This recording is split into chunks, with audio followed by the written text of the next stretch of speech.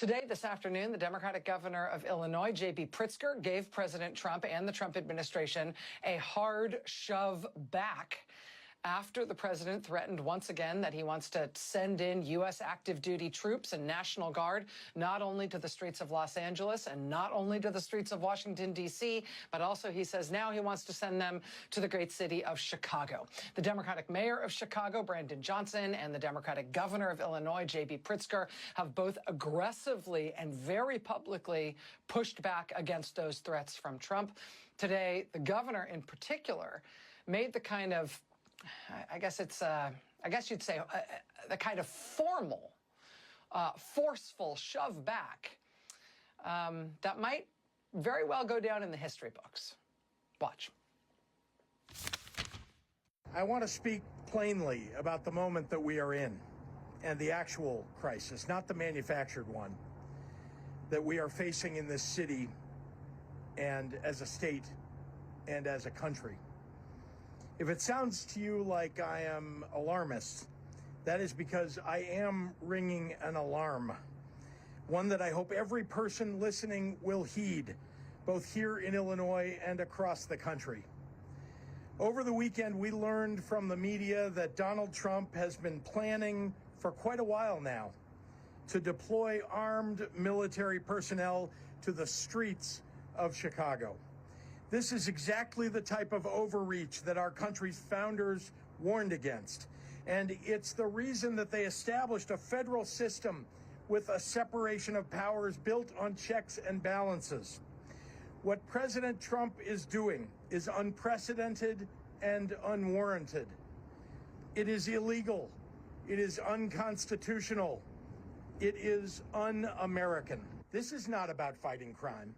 This is about Donald Trump searching for any justification to deploy the military in a blue city, in a blue state, to try and intimidate his political rivals. This is about the President of the United States and his complicit lackey, Stephen Miller, searching for ways to lay the groundwork to circumvent our democracy, militarize our cities, and end elections. Look around you right now. Does this look like an emergency? Look at this. Go talk to the people of Chicago who are enjoying a gorgeous afternoon in this city. Ask the families buying ice cream on the Riverwalk. Go see the students who are at the beach after school. Talk to the workers that I just met taking the water taxi to get here. Find a family who's enjoying today sitting on their front porch and ask if they want their neighborhoods turned into a war zone by a wannabe dictator. Ask if they'd like to pass through a checkpoint with unidentified officers in masks while taking their kids to school. To the members of the press who are assembled here today and listening across the country, I am asking for your courage to tell it like it is. This is not a time to pretend here that there are two sides to this story. This is not a time to fall back into the reflexive crouch that I so often see, where the authoritarian creep by this administration is ignored in favor of some horse race piece on who will be helped politically by the president's actions. Donald Trump wants to use the military to occupy a U.S. city, punish his dissidents, and score political points. If this were happening in any other country, we would have no trouble calling it what it is, a dangerous power grab. Earlier today in the Oval Office, Donald Trump looked at the assembled cameras and asked for me personally to say, "Mr. President, can you do us the honor of protecting our city?"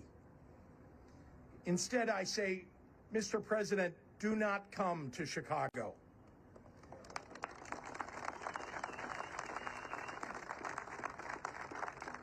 You are neither wanted here nor needed here. Your remarks about this effort over the last several weeks have betrayed a continuing slip in your mental faculties and are not fit for the auspicious office that you occupy.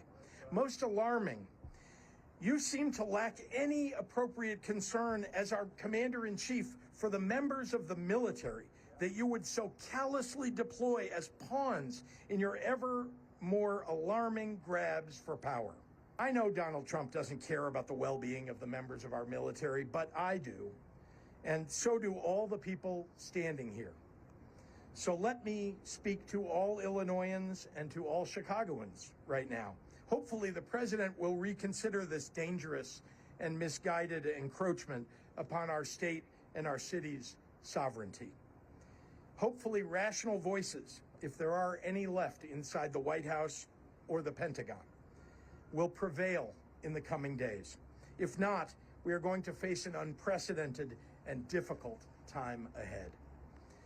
But I know you, Chicago, and I know you are up to it. When you protest, do it peacefully.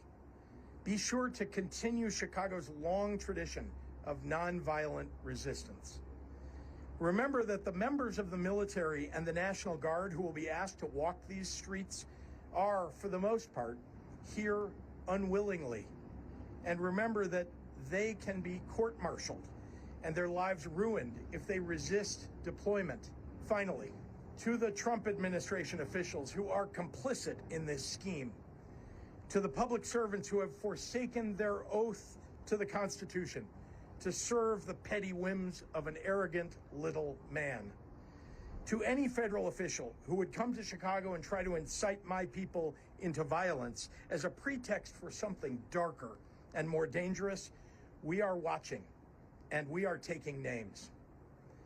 This country has survived darker periods than the one that we're going through right now, and eventually the pendulum will swing back, maybe even next year. Donald Trump has already shown himself to have little regard for the many acolytes that he has encouraged to commit crimes on his behalf. You can delay justice for a time, but history shows you cannot prevent it from finding you eventually. If you hurt my people, nothing will stop me, not time or political circumstance, from making sure that you face justice under our constitutional rule of law. If you hurt my people, nothing will stop me from making sure you face justice. We've been through darker periods in this country, and this one will end. And if you do something in service of this, what he called a wannabe dictator, that will be something that Trump's enablers and acolytes have to pay for. They will have to pay for what they do now when this moment is over and we return to a small d democratic form of government, which we will.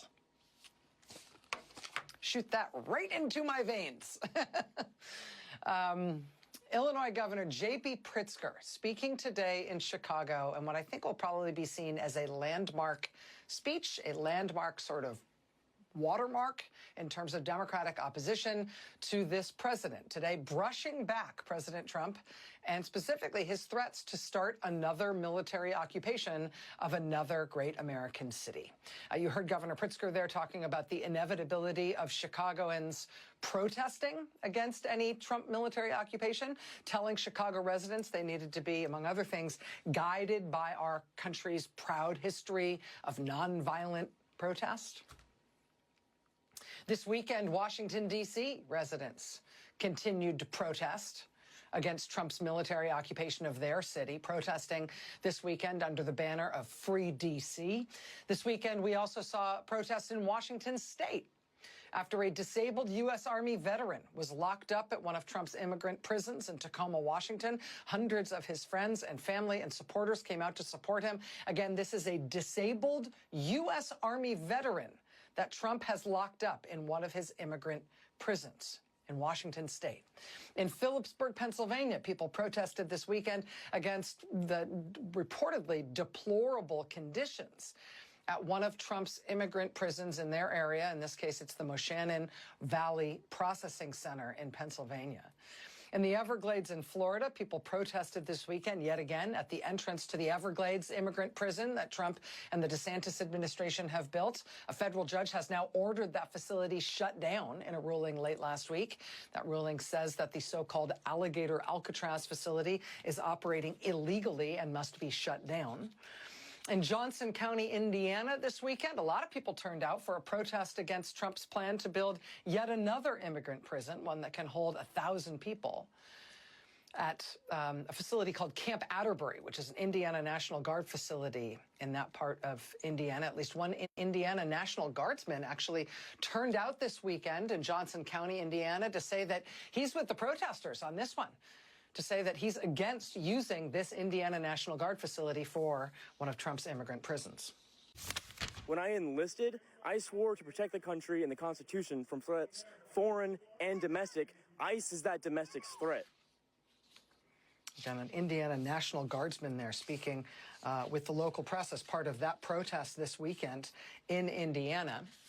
In California, this was this weekend in Little Tokyo, which is a Japanese-American, a historic Japanese-American neighborhood in Los Angeles, from which Japanese-American immigrants and U.S. citizens were rounded up and incarcerated by the U.S. government in World War II, in one of the most shameful chapters of our nation's history. Japanese Americans and others held a never again protest in Little Tokyo this weekend against this administration's mass arrests without due process. And it's not like anybody's having to reach too hard for the historical allegory on this one. I mean, it's the headline in USA Today this weekend. Army base used for World War II Japanese internment will be nation's largest ICE detention center.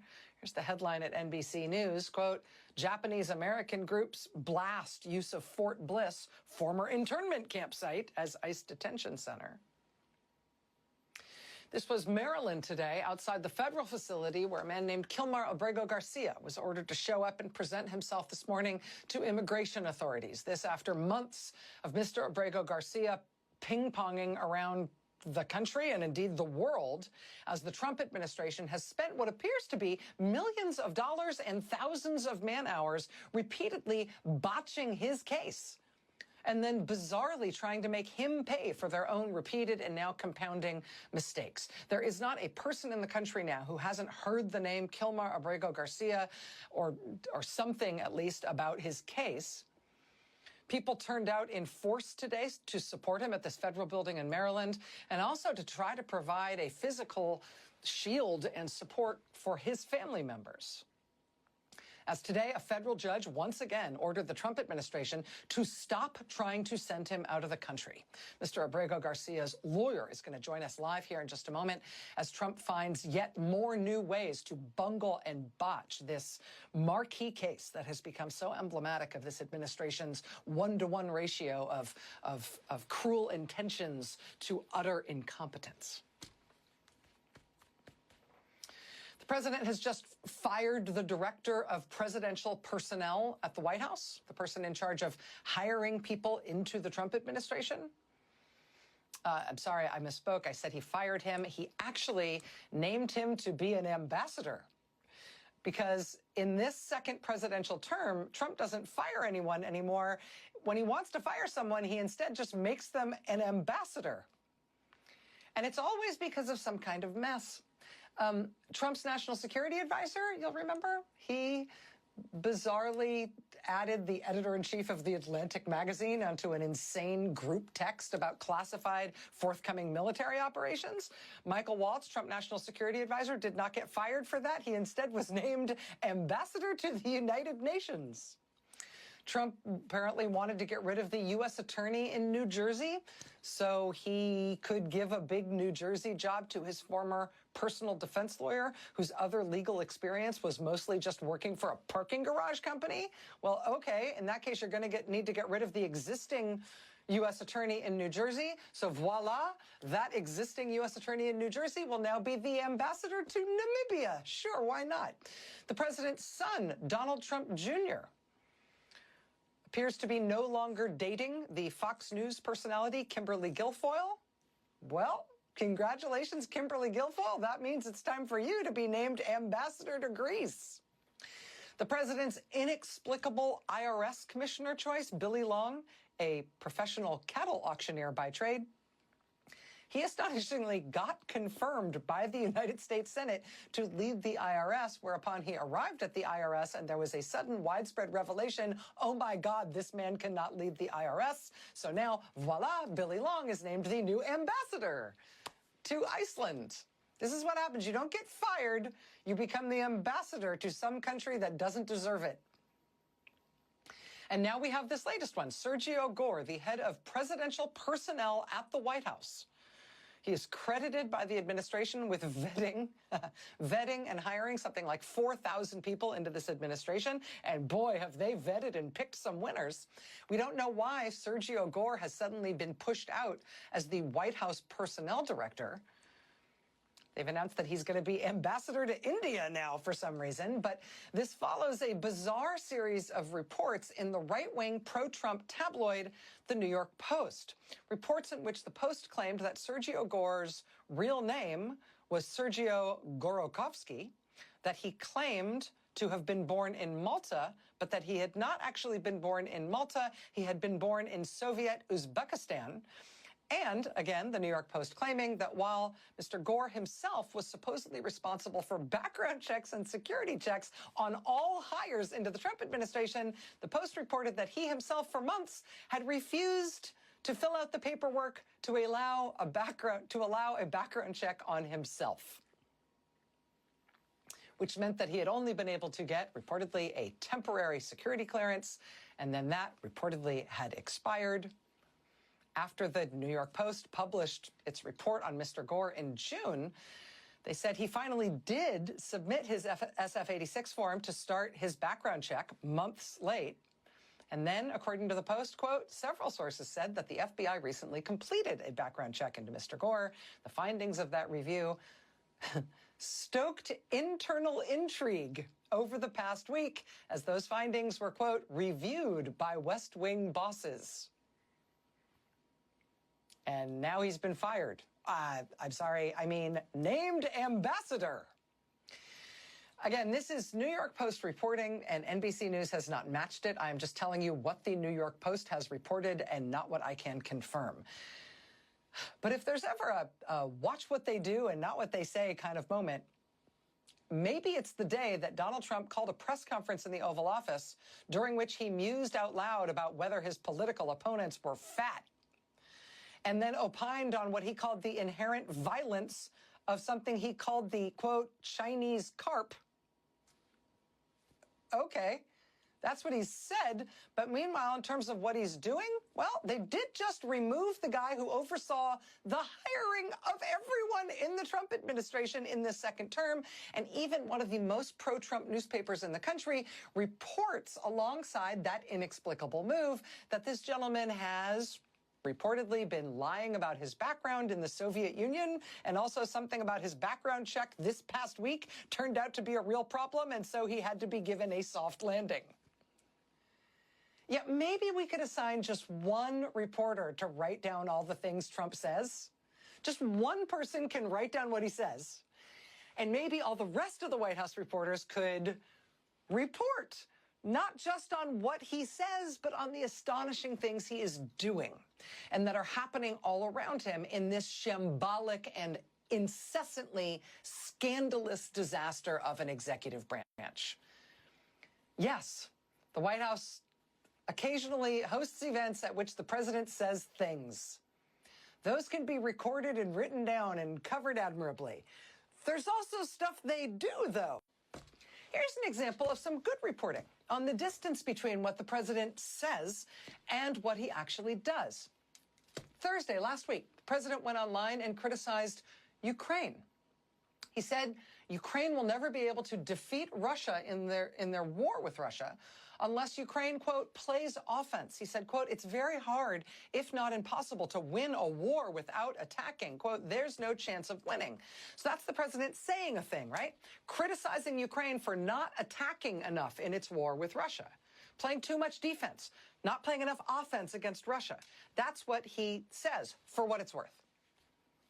But when weighing what it's worth, consider what he does within that same subject matter, on that same issue, to that same point.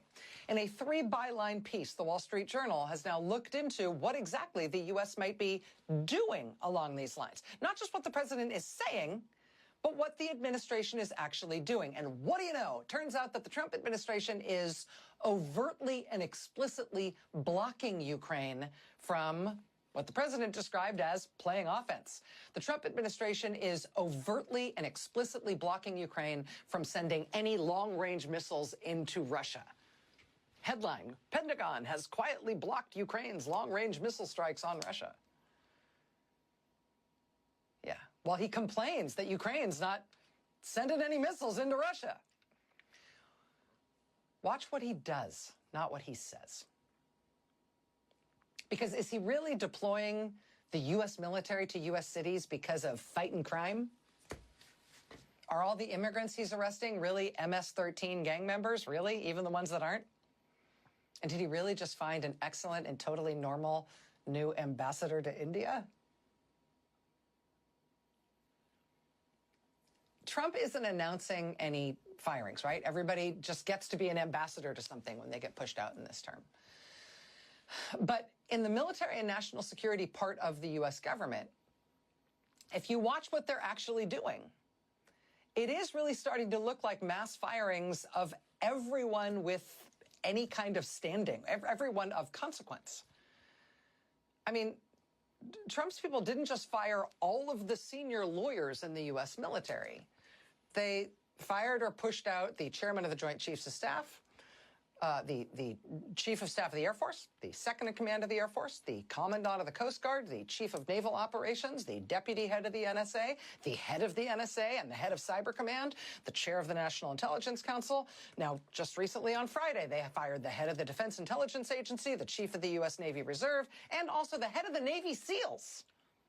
The SEAL officer who oversees Naval Special Warfare Command, the former commander of SEAL Team 8, all fired. How come? And this comes on top of the evisceration of the National Security Division of the Department of Justice and the wholesale reassignment or removal of the FBI's National Security Core operations. And so how do you cover that, right? You could try to follow the ball on any one of those firings or reassignments or unit shutdowns. Right? Well, what did Trump say about why that person needed to be fired? What was said in MAGA world about why that person needed to be fired? What could have explained how this person ended up on the wrong side of the blackball here? I mean, you could try to follow the individual story of all of these firings and reassignments and unit shutdowns the way we can try to discern the story behind any of Trump's newly announced ambassadors as they one by one are expelled from some government agency or the White House or from a romantic relationship with one of the president's adult children.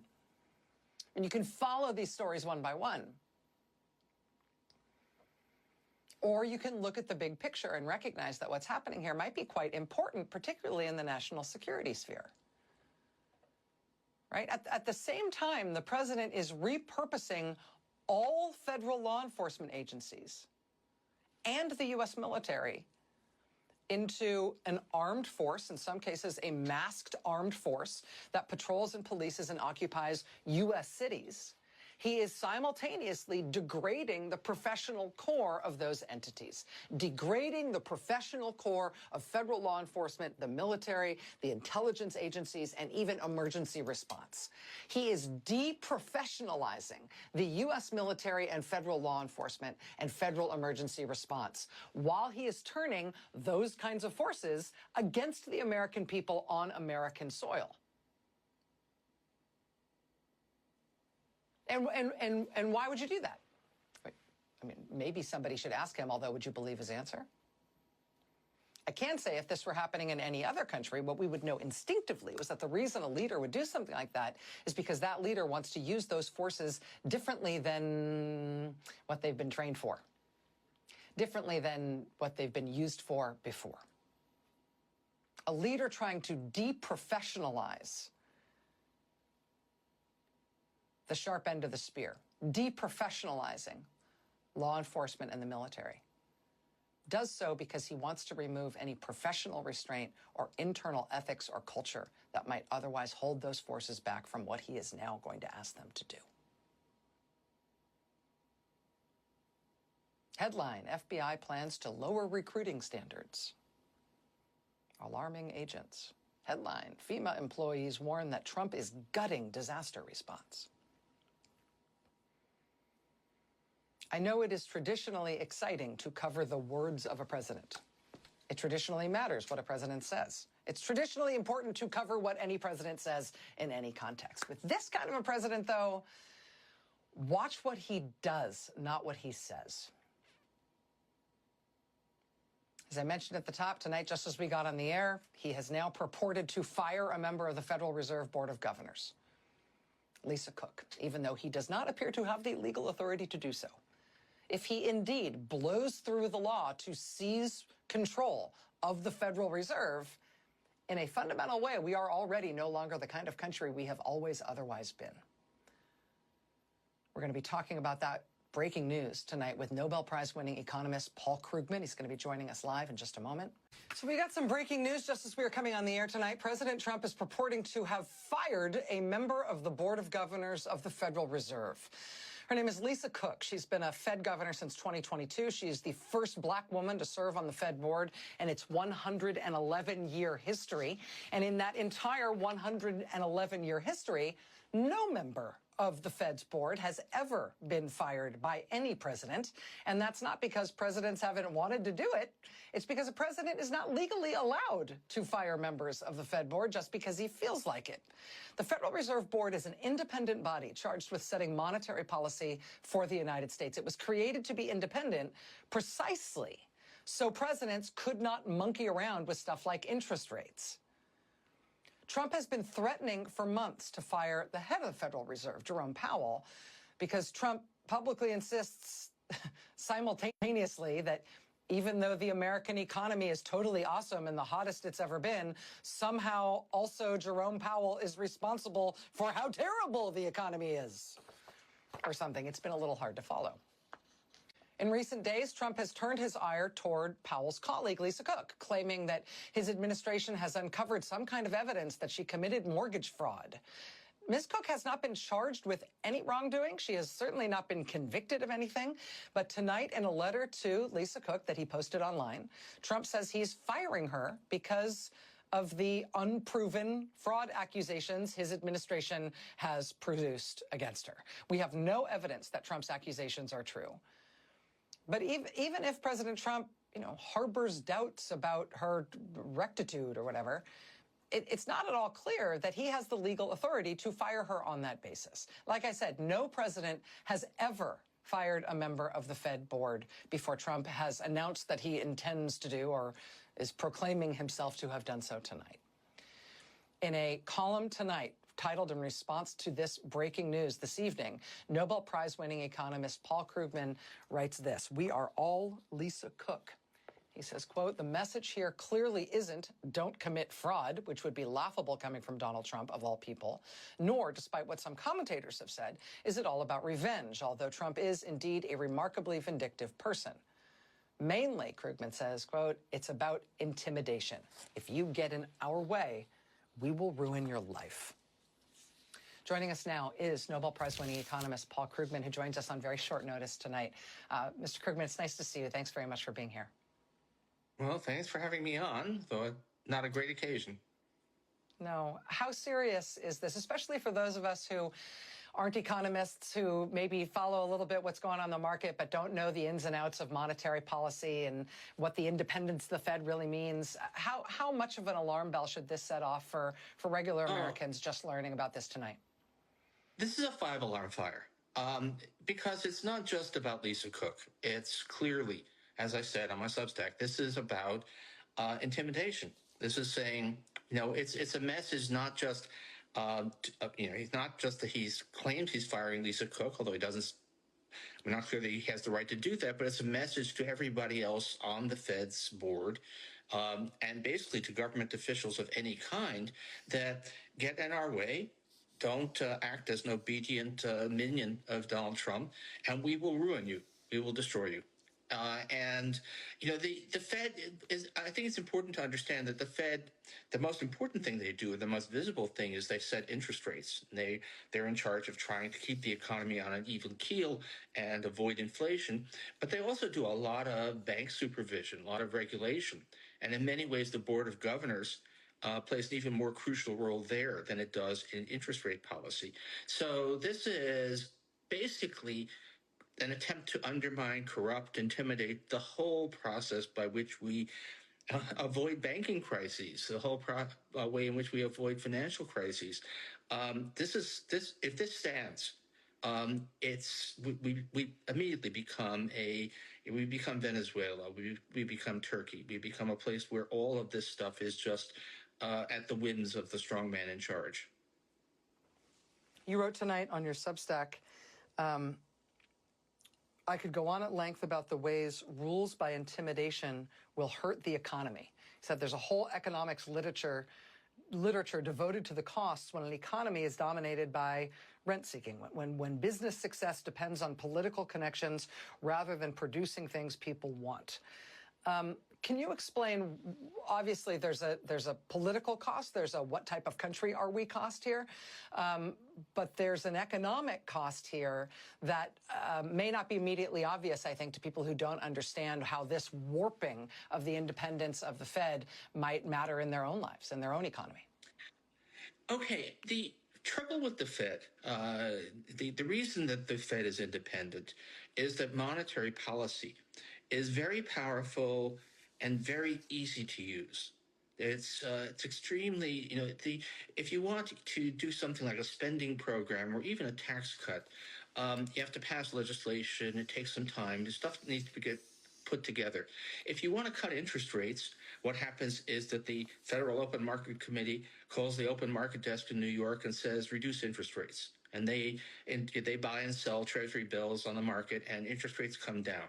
So it's basically frictionless. They can instantly move and put that kind of power in a way that's not, too much power for any politician to have. Too much power for the president to have. We do not want a situation in which a president who just wants to inflate the economy ahead of an election or just has crackpot economic ideas can just go and muck with the economy and have basically no speed bumps in his way. That's why the Fed is so important. Once upon a time, we had a gold standard, which did limit that, but created all kinds of other problems. And the modern solution to this problem is that we have an independent, technocratic, professional Federal Reserve, which is somewhat insulated from political pressure. And did we just eliminate that tonight? I mean, because if we do that, then this is how countries get 80% inflation, is by having a president who wants what he wants, has no sense of reality. If the Fed behaves irresponsibly and inflation kicks off, that what Trump will do is claim that the data are fake, that it's all fake news and everything is great.